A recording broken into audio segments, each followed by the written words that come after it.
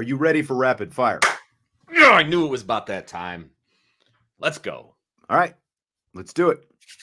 So here's what Notre Dame early enrollee CJ Carr had to say about Loren Landow. We've been talking about Loren Landow. So here's what Mr. Carr had to say about his new strength coach. He's unbelievable. You know, we came in not really knowing what to expect with him. But, you know, the things he's putting us through out here, I'm just confident that my body's going to change. Everyone else's body's going to change for the better. And he's going to get us as strong, fast, quick as we can get. And another great thing about him is he's, you know, tailoring the weight program to the position you're playing. So he's not going to, you know, lift the quarterbacks the same as the O lineman, the same as the D lineman. Is it's a lot of position-specific stuff with it, which I think is really good. So what stands out to you there, Vince? You can tell that CJ Carr was lifting in a high school weight room not that long ago. That's right. That's what stuck out to me, to be perfectly honest with you, because high school weight rooms are much more across the board. Everybody's kind of doing the same like thing. I was talking about before. It's like that's okay. Yeah. I mean, I get it. I do get it, just because of lack of personnel and all of those. Like, I get it. So that definitely stood out to me.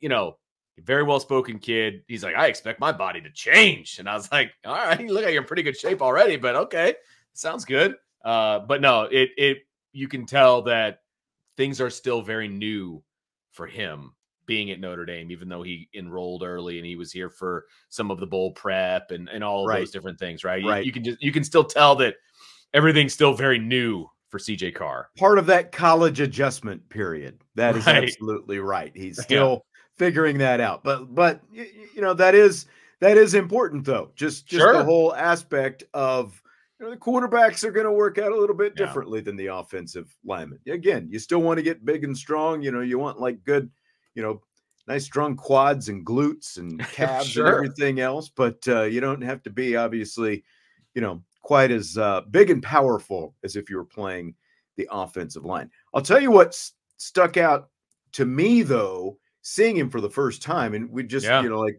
just saw the photo of him there, that, you know, that was a little bit old, you know, of him standing on the sideline at Notre Dame. I guess it wasn't that old, but he is officially listed at 197 pounds. Wow. And he stands 6'3". And he does, especially like if you look at, you know, a guy like Riley Leonard, who was in the room just a few minutes before CJ Carr. Like if not that, and again, not that Riley Leonard is some hulking mass by any means, but he's like a big kid. But like you look at Riley Leonard, or even a Sam Hartman who's been around for a while, or, you know, Kenny Minchie, or any of these other guys, Steve Angeli, like the difference between CJ Carr and those guys is pretty apparent, you know, just in terms of, okay, you probably need the college program that you're getting into now. Oh, sure. So at 197 pounds and 6'3", he said it's a shame, because he said that he was having the meeting that day, you know, to sort of determine how much, you know, weight they want him to put on, you know, at least for, you know, the short term, immediate. What do you think? How much weight do you think CJ Carr needs to put on? So freshman year, I would love to see him at a solid like 205, but I think by the time he becomes the starter, whenever that is, right, I think he needs to be about 210, 215 in that neighborhood. And it would be a solid, because, you know, they always talk about the coat of armor that these quarterbacks need, right? Because he's skinny, he's pretty skinny. Even though he's 197, he still doesn't have a ton of meat on his bones, right? So I think he needs that extra 15-ish pounds of armor, so to speak, to kind of fill that body out a little bit. I think he could play very, very well at about a 215 area. I'm in that same range, because if he gets to 215, that's only 18 pounds. And he's got the kind of frame that can easily get to that. You 100%. know? So I think that makes perfect sense when you're talking, you know, but Tommy Gunn says 215 to 220. 220, you know, might be on the upper end, you know, and like even maybe, but, you know, by the time he gets to his junior year or whatever, I think that maybe depends on how he carries it. You know what I mean? Like, you don't want it to be 220 pounds of just you know, anything excessive, right? But like, how's he moving with that weight? How's he doing with it? Like, what does that look like I think all that's important. You know what I mean? Because not everybody's 215, 220 is the same as somebody else's. You know what I mean? So right. I think that it would be interesting to see kind of that evolution. But like as a freshman, I think 205 is a great kind of starting point and then he can kind of build off of that, right? Yeah, and I mean 205 is only 8 pounds from right now, and I think again it's going into this spring. It's not like he has to worry about actually absorbing hits and those kind of things right now. It's a good starting point. Right. He's like 205-ish. Maybe he approaches 210 by the time next August rolls around, and then rolling into next off season, he's up somewhere around 215. Something like that. I think that makes perfect sense. Yep, that body armor, gotta have it. Fill in the blank. It's blank that Notre Dame's J.D. Bertrand was named the top linebacker on the Senior Bowl's national team in a vote from offensive line and running back teammates at the Senior Bowl.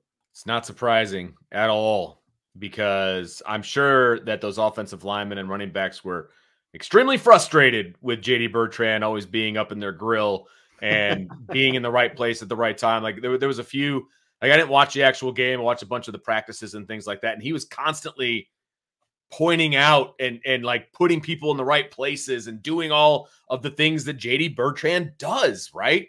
And it was like, yeah, well, that's JD Bertrand. Like, it's not surprising to any of us. I think we all anticipate that, but I think now that it's starting to spread here a little bit about, how good he is and how he does these things. So well, I think it kind of caught everybody a little bit by surprise when he had, was it the best linebacker speed, when they did the speed competition, it caught a lot of people by surprise. Sam Hartman had the best quarterback speed for that matter. Now that didn't really help him out, in terms of the rest of the weekend, unfortunately, but the fact that JD Bertrand has, as you said, like these are the guys he's going up against. They can see exactly what he's doing and the impact that he's having on the other side. They asked the offensive linemen and the running backs, the guys that the linebackers are head to head with the most, to vote on it. So I think it really speaks volumes, and it's like it's kind of like,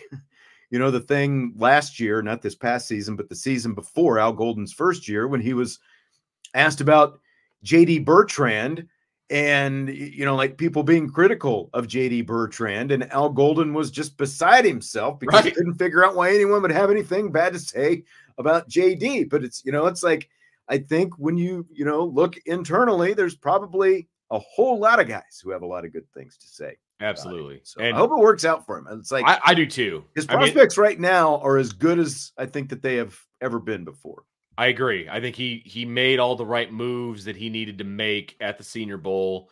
I have to believe people that understand football, people that know football, coaches, people that watch film, they understood what JD Bertrand kind of brings to the table. Now, having that in person at the Senior Bowl in front of coaches and things like that is also very important. Don't get me wrong. I do think that it is important. I love the momentum that he's got right now. Mm-hmm. He could easily make a team and be like a special teams stalwart, right? I mean, he could easily do that. Is he going to start at middle linebacker as a rookie? That kind of a thing. It depends on the situation, where he ends up, things like that. Could he make a roster? 100%. 100%, because he's physical, he's fast, he's smart. And that showed out over the last couple of weeks of the Senior Bowl. Right.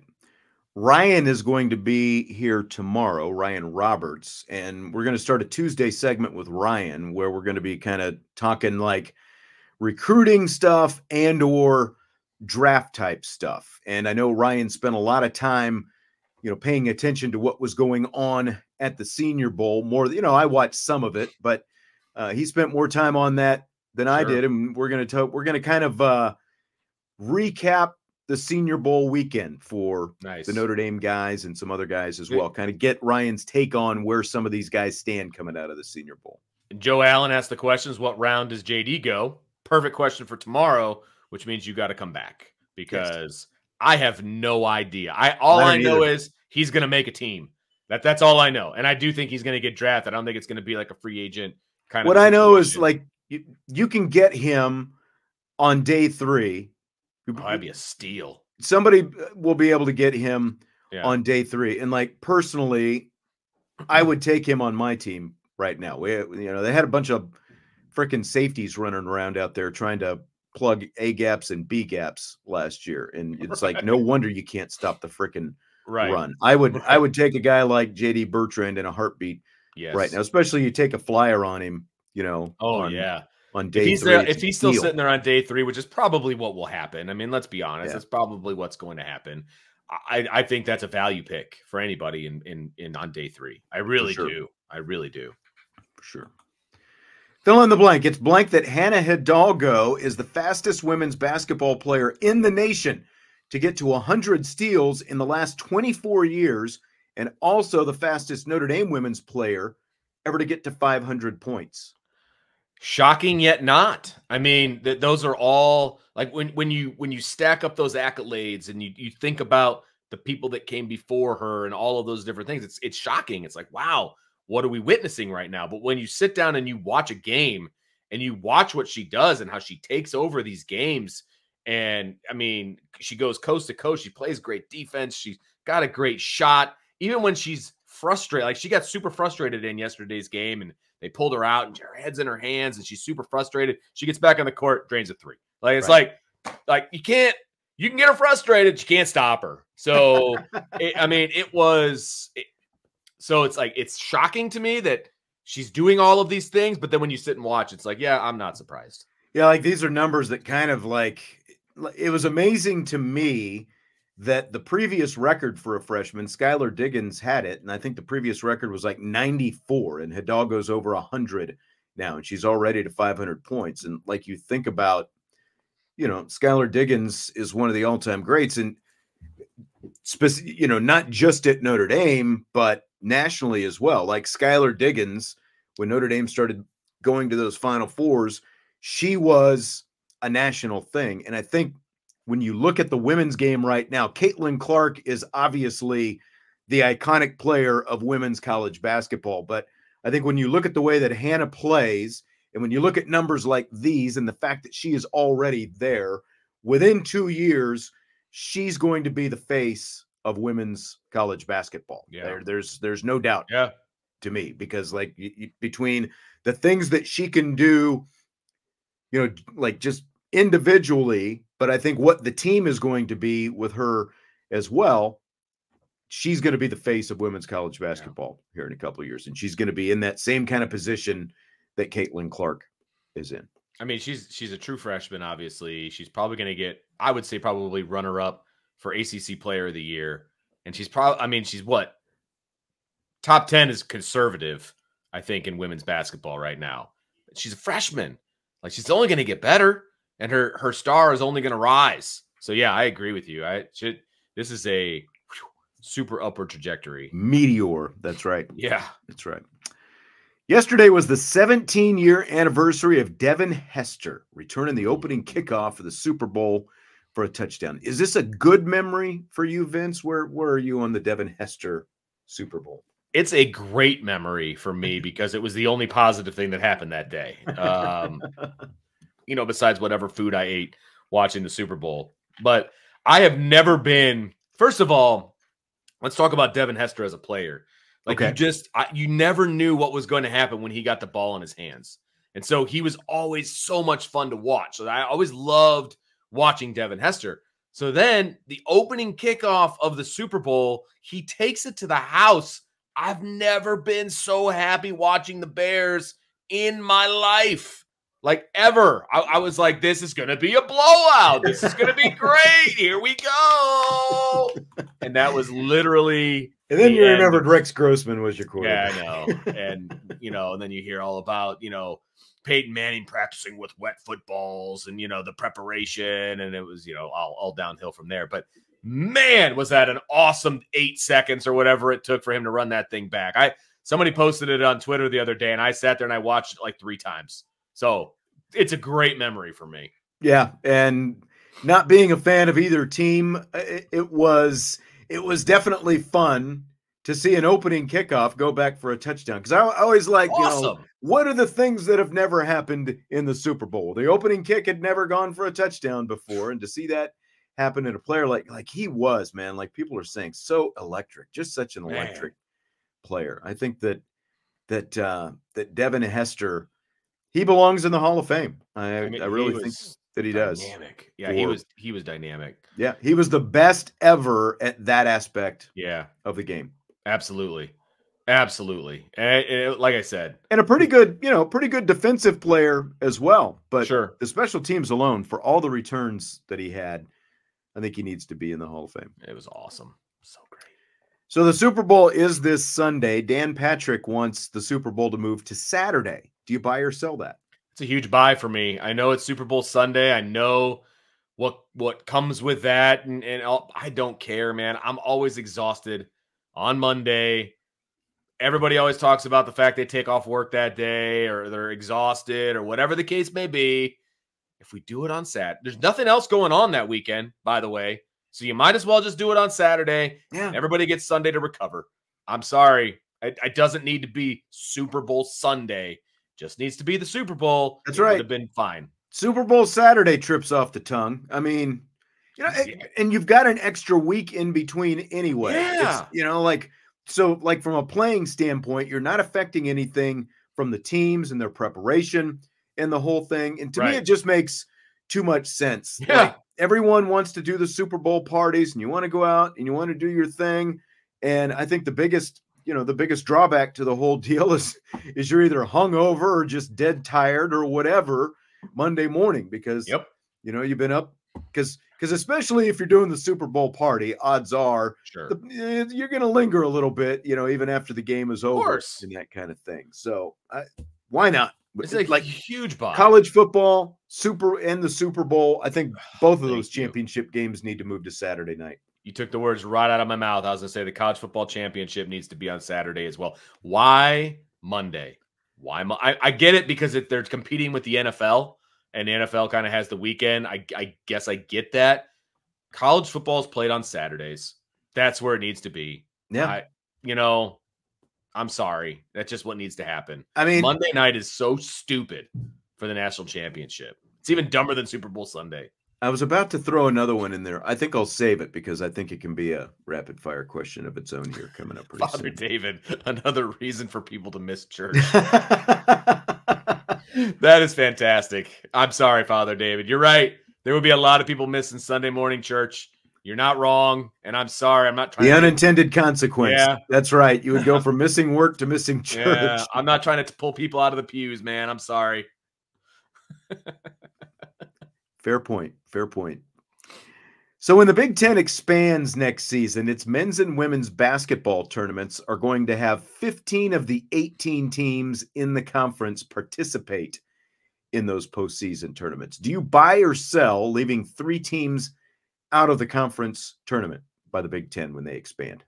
I mean, how did they come up with that number? Apparently, I didn't, go into the full explanation on this question, but apparently if they had all 18, it's an extra day that they would have to play. Okay. So they're cutting down one, and I don't know exactly what the the bracket is going to look like. So they do like double buys, single buy, like that whole thing. Yeah, exactly. You'll still have some buys and stuff like that, and double buys and everything else. But they're eliminating one day from the tournament by cutting these 3 teams out.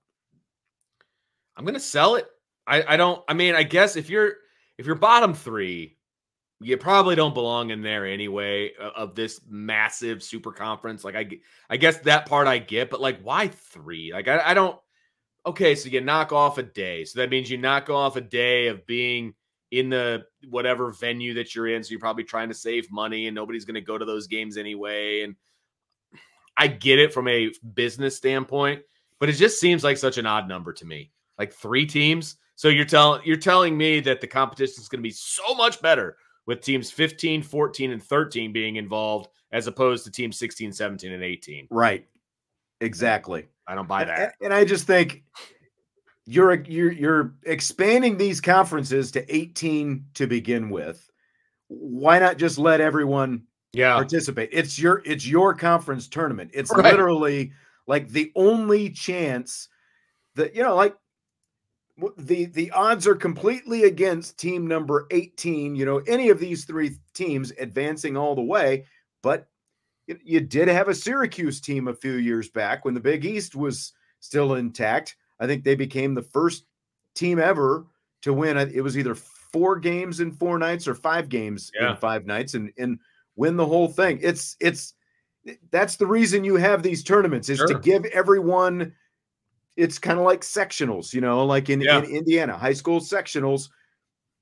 You give everyone the opportunity. If you can run the table, then you can be in the big dance as well. And, again, you're expanding the conference. And I think it's a little stupid and a little short-sighted just to be leaving teams out because you want to save a few $1,000s probably by not renting the gym for an extra day. I feel like if you're going to cut down, if you're going to eliminate teams, eliminate half of them. You know what I mean? Because if we're talking, that's true. If you want to streamline it, really streamline it. Yeah. Not 3 teams. What have you really accomplished by eliminating 3 teams? It just seems like, I guess I understand the day off thing, the one that less day or whatever, but it just seems so arbitrary to me. 3 teams, the bottom 3. Right. The competition you're already level. Going to 15. Again, it's like you're letting 15 in. It's your fault that there are more than 15 to begin with in the conference. You're going to be able to split hairs between the competition level of teams 16, 17, and 18 and teams 15, 14, and 13, in my opinion. Right. You know what I mean? Those are all going to be within a game of each other or whatever, Yeah. It's stupid. I just think that's part of the fun of the conference tournament. Yeah. In general, in most conferences, everyone gets to go. You're all on equal footing, at least for a day. And as long as you can keep winning, you've got to, look at Micah Shrewsbury at Penn State last year. Now, they weren't seeded that low, but I believe they were the number 10 seed going into the Big Ten tournament. And they ended up getting all the way to, Or they went to the championship, Went to the championship game. Played a close game in the championship game. And look, that's why you do it.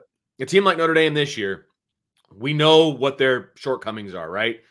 But they're going to get into the ACC tournament, and they could make a little bit of noise because they play defense and they rebound. And you just never know. They could spoil somebody. They could absolutely spoil a few games. You know what I mean? And win a few games. And I'm not saying it's going to be the difference between Notre Dame making the tournament or anything like that. But that's the fun of it, man. Let's see what some of these teams can do and how they've grown from the beginning of the season to the end of the season. Yeah. And let's face it, it's just more TV programming that you get. Oh, absolutely. That's what at the be-all, end-all, how much TV, stuff do you have, Yep. And people are going to watch those games. They will. Yeah. They're going to watch them. And what else are they going to do? They're going to spend money on them.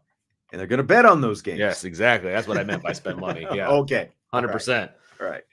Speaking of which, first ever whiteboard wagers is tomorrow as well. Oh, Jesse's getting his empirical data together. Like it. So we've got whiteboard wagers tomorrow, and then Friday, is going to be the Super Bowl prop show. Yes. So we'll be doing that, and I think he's going to bring, some extra stuff with him on Friday as well for the Super Bowl. Nice. So got all that. So again, Ryan Roberts will be here tomorrow. We'll be talking post Senior Bowl and all that kind of stuff, and then whiteboard wagers makes its debut with beautiful. And you're going on the road. I believe the women are on the road this week, right? Yes, I'm going to be on the road twice, as a matter of fact. We're going to Louisville Thursday, and then Sunday we're going to be down at Tallahassee at Florida State.